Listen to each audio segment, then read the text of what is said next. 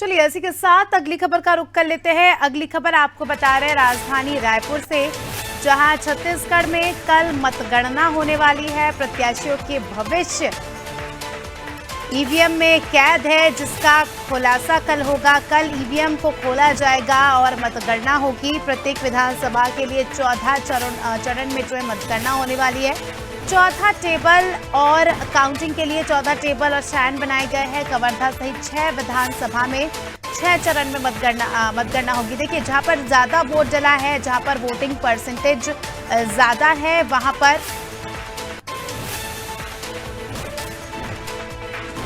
अच्छा खासा हम कह सकते हैं कि इंतजाम किया गया है। चलिए ज्यादा जानकारी लेंगे। हमारे साथ हमारे सहयोगी सुधीर वर्मा हमारे साथ जुड़ चुके हैं।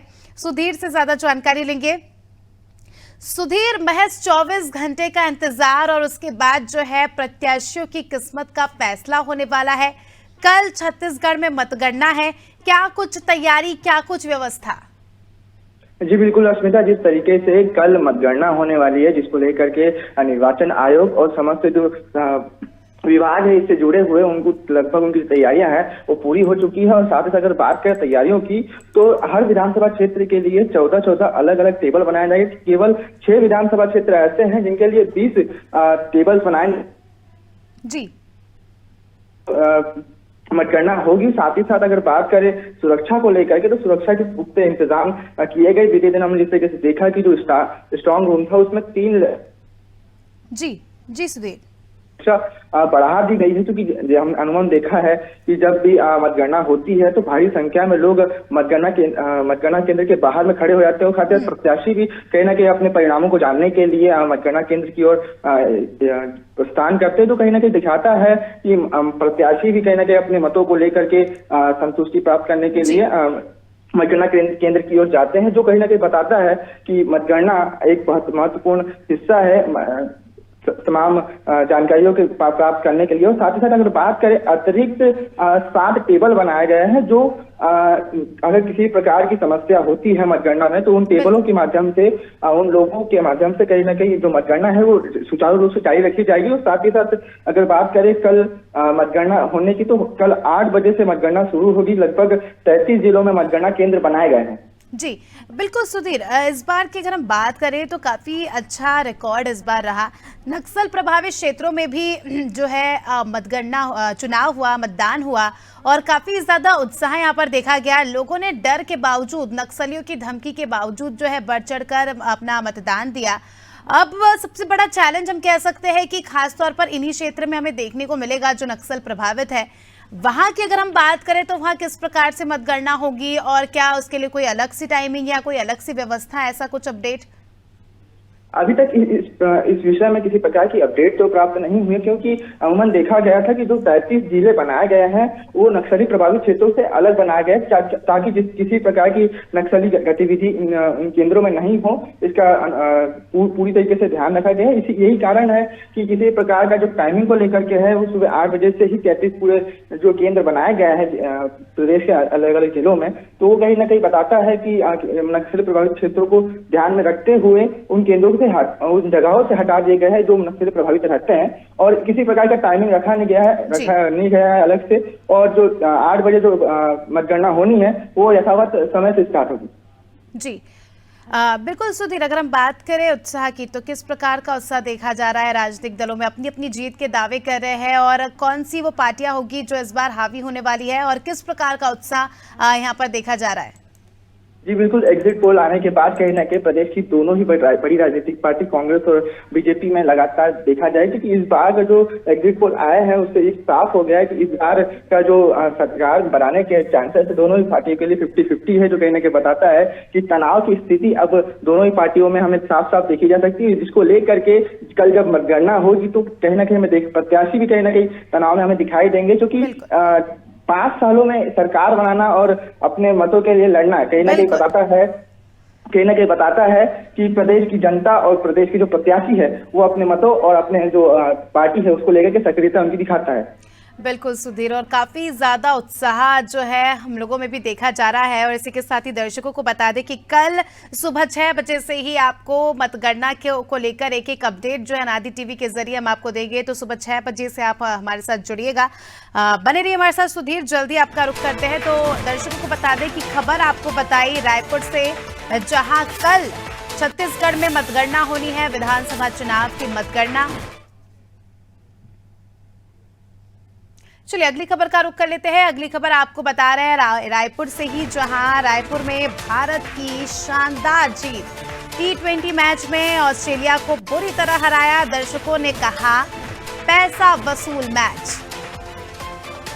सुधीर से ज्यादा जानकारी लेंगे। सुधीर लगातार जुड़े हुए हमारे साथ। सुधीर, कल रायपुर में सबसे बड़ा मैच हुआ T20 मैच, और ये रायपुर के स्टेडियम में पहला इंटरनेशनल मैच था। कल किस प्रकार से तस्वीरें सामने आई? आपने देखा, मैच शुरू होने से पहले भी आप वहीं थे, मैच खत्म होने के बाद ही वहीं थे। किस प्रकार का माहौल देखा गया?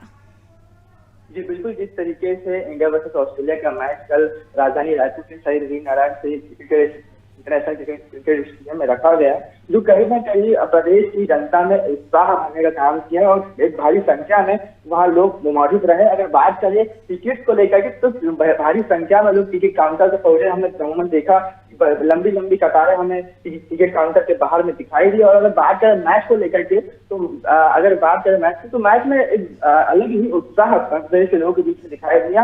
न केवल प्रदेश में बल्कि अन्य प्रदेशों से भी कहीं ना कहीं लोग मैच देखने के लिए उपस्थित हुए। और साथ ही साथ अगर बात करें कल के मैच की, तो लगभग 175 रन का टारगेट भारत ने पहले बैटिंग करते हुए दिखाई दिया। और साथ ही साथ उसको पूरा ऑस्ट्रेलिया जो टीम है वो 154 रन पर ही 7 विकेट पर पीछे रह गई बनाने में। और साथ ही साथ सबसे अधिक रन भारत की तरफ से 46 रन बनाए गए हैं 29 बॉलों में रिंकू के द्वारा, जो कहीं ना कहीं बताता है कि इस बार की जो बल्लेबाजी है वो कहीं ना कहीं उत्तीर्ण है। और साथ ही साथ अगर बात करें बॉलर्स की, तो लगभग 7 विकेट लिए गए हैं बॉलर्स द्वारा। और जो कहीं ना कहीं बताता है कि जो पिछली बार आईसीसी विश्व कप में जो ऑस्ट्रेलिया से जो हार प्राप्त हुई थी इंडिया को, उसका बदला इस बार कहीं ना कहीं भारत ने ले लिया है। जी चलिए सुधीर, बने रहिए हमारे साथ, जल्दी आपका रुख करेंगे। तो दर्शकों को बता दें कि खबर राजधानी रायपुर से, जहां कल जो है भारत ने ऑस्ट्रेलिया को हराकर शानदार प्रदर्शन किया, शानदार जीत रही। काफी ज्यादा दिलचस्प मैच भी देखा गया। अगली खबर का रुख कर लेते हैं। अगली खबर आपको बता रहे हैं छत्तीसगढ़ से ही, जहां 48 ट्रेनें फिर से रद्द हुई। 4 से 14 दिसंबर तक ये ट्रेनें जो है कैंसिल कर दी गई है। नॉन इंटरलॉकिंग के चलते बताया जा रहा है कि ट्रेनें रद्द की गई है। तो छत्तीसगढ़ में लगातार देखा जा रहा है पिछले 1 साल से ट्रेनें रद्द होने का सिलसिला लगातार जारी। और ऐसे में दर्शकों को बता दें कि 48 ट्रेनों को रद्द कर दिया गया है। ज्यादा जानकारी लेंगे। सुधीर लगातार हमारे साथ जुड़े हुए हैं। सुधीर, छत्तीसगढ़ की जनता बहुत ज्यादा परेशान है। पिछले 1 साल से देखा जा रहा है कि लगातार जो है कई सारी ट्रेनें कई सारे दिनों के लिए रद्द हो जा रही है, और अब अपडेट आ रहा है कि 48 ट्रेनें फिर से रद्द हो गई 4 से 14 दिसंबर तक। जी बिल्कुल, जिस तरीके से ट्रेनों का रद्द करने का सिलसिला लगातार जारी है, जिसको लेकर के कहीं ना कहीं प्रदेश की जनता भारी परेशानियों का सामना कर रही है। बीते दिन हमने देखा कि 40 ट्रेनें पहले से ही रद्द चल रही थी, 18 ट्रेनें और बंद कर दी गई थी 4 महीने के लिए। परंतु अब जिस तरीके से 48 ट्रेनें और बंद कर दी गई है, जो कहीं ना कहीं समस्या को और बढ़ा देगा। जो बताता है कि जो सामान्य व्यक्ति है, जो ट्रेनों से लगातार सफर करते हैं अपने दिनचर्या में, उनके लिए कहीं ना कहीं एक समस्या बन जाएगी, जिसको लेकर के कांग्रेस और बीजेपी लगातार इन दोनों में आपसी तनातनी हमें देखने के लिए मिल रही थी। इस मुद्दे को लेकर के एक तरफ जहाँ कांग्रेस की तरफ से इस मुद्दे को उठाया जा रहा था, तो वहीं बीजेपी की तरफ से ट्रेनों को लेकर के मॉडिफिकेशन का नाम दे करके एक नई ट्रेन व्यवस्था लाने को लेकर जिसके पीछे जो समय लगता है वो बताने की बात कही जा रही थी। परंतु इन तमाम ट्रेन रद्द होने के कारण जिस वजह से प्रदेश की जनता को परेशानियों का सामना करना पड़ रहा है, जो एक बड़ा विषय भी बन चुका है अब प्रदेश की जनता के लिए। बिल्कुल। क्या लगता है सुधीर, इसके बाद भी और ट्रेनें रद्द हो सकती है? क्योंकि ये काम जो बताया जा रहा है नॉन इंटरलॉकिंग का, कब तक चलेगा? और अगर ये पूरा नहीं होता है तो हम क्या कह सकते हैं कि इसके बाद भी आने वाले समय में इसी प्रकार से ट्रेनें रद्द होंगी? जी देखिए, अगर इंटरलॉकिंग का बात की जाए तो ये एक लंबा प्रोसीजर होता है जिसमें एक लंबा समय लगता है। परंतु जिस तरीके से लगातार ट्रेनों को रद्द कर देना, एकदम से 48 ट्रेनें रद्द कर देना, जो कहीं ना कहीं इस समस्या को भी बढ़ा देता है, क्योंकि एक अधिक संख्या में अगर ट्रेन रद्द की जाती है, जिसकी वजह से तो प्रदेश की जो जनता, अमूमन जनता जो ट्रेनों के माध्यम से एक जगह से दूसरी जगह जाती है, जिनका बिजनेस वगैरह रहता है, जो अमूमन ट्रेनों के माध्यम से कमाते हैं, तो कहीं ना उनकी आजीविका पर कहीं ना कहीं प्रभाव पड़ता है, जो कहीं ना कहीं बताता है कि ट्रेनों का महत्व प्रदेश की जनता में इतना अधिक है।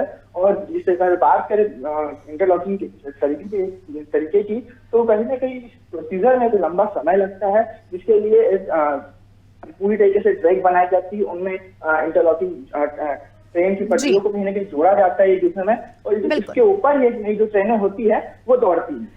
ठीक है सुधीर, अब देखना होगा कि सरकार जनता के लिए क्या कुछ अल्टरनेटिव निकालती है, क्योंकि 48 ट्रेनें रद्द हो जाना कहीं ना कहीं काफ़ी ज़्यादा मुसीबतें हो जाती हैं उन लोगों के लिए जो रोज़ाना ट्रैवल करते हैं। ट्रेन ही उनका एक सहारा होती है जिसके ज़रिए जो अपने ऑफिस और कार्यालय में जाते हैं। बने रहिए हमारे साथ, जल्दी आपका रुख करेंगे।